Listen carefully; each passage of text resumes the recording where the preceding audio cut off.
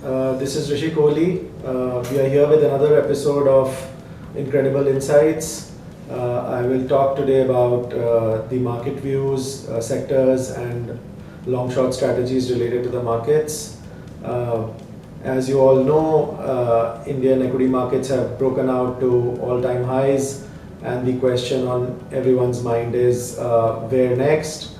There is a section which is bullish, there is another section which is feeling that markets have gone up too fast and too high, and therefore there should be a sharp correction. Well, in our quant and technical models that we have, as we have been saying from the past few months, and in fact a month back on ET Now as well, I had highlighted that in the near term as well as in the medium term, the markets are showing very bullish signals from a combination of quant and technical signals, and it will keep surprising people to the upside, and that is exactly how it has played out over the last month, and I think that is how the roadmap has been laid for the rest of the year.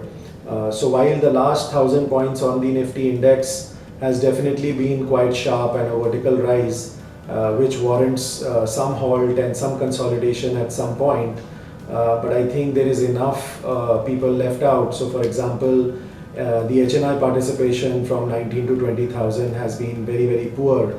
It has largely been driven by the FI flows, and as I've mentioned again in previous interviews, that the FI flows are also linked to price momentum. So it is not something people look at commonly, but once markets break to new highs, the FI participation does come in, if you go back and look at the 20-year cycle as well. And that leads to further momentum in the market, so it sort of becomes a positive self-enforcing loop.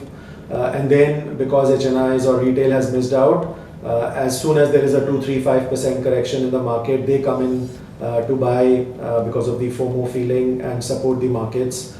And I think the clean break above 19,000 that happened, and we almost reached 20,000 a few days back, means that every correction from here on will again be bought into. So it is clearly going to continue to be a buy on dips market.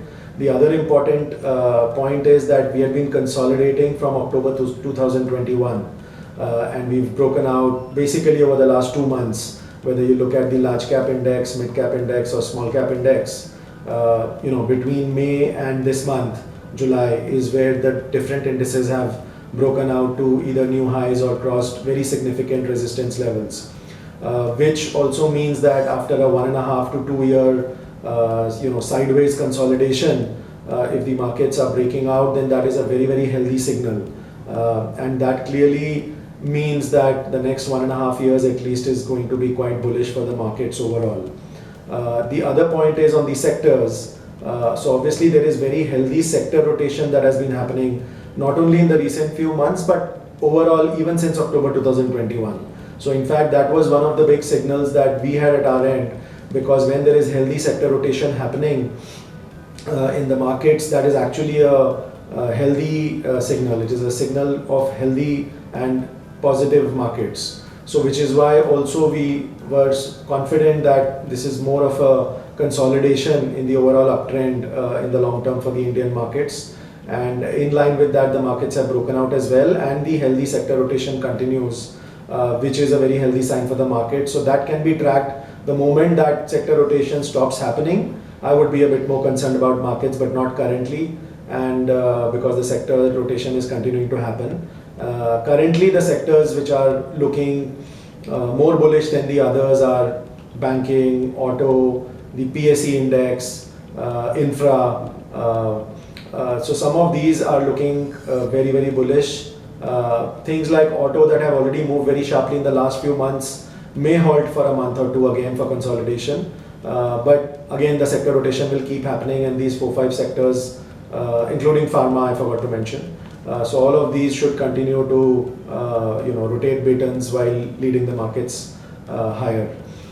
Then coming to long short strategies, and we run some funds related to long short strategies. It is a very attractive time because both this healthy sector rotation as well as within that rotation of positions across stocks by the large investors, whether domestic or global, as that continues to happen, it leads to very attractive opportunities in the long short space, where you can have very low net exposures, be long some stocks, short a different set of stocks, and still make attractive returns. So this sector rotation that is happening helps to have better returns with much lower risk in the long short space.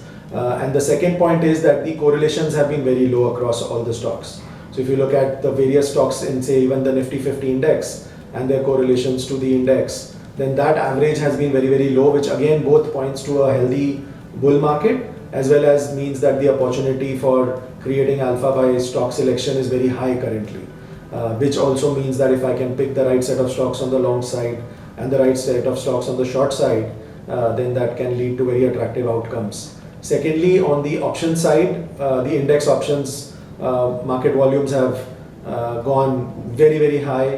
We're in the top few markets globally in the index option space, and weekly options in Nifty, Bank Nifty, and even Fin Nifty now have become very, very healthy, which means that even adding alpha from some of those long short option strategies is very healthy environment currently. So combining both on the stock futures side, the long short opportunities, as well on the option side, the volatility opportunities, as well as because of the market volumes being higher, it collectively lends to very attractive time frame for long short strategies as well. Thank you for watching this. That's it for today. We'll be back soon with another interesting episode.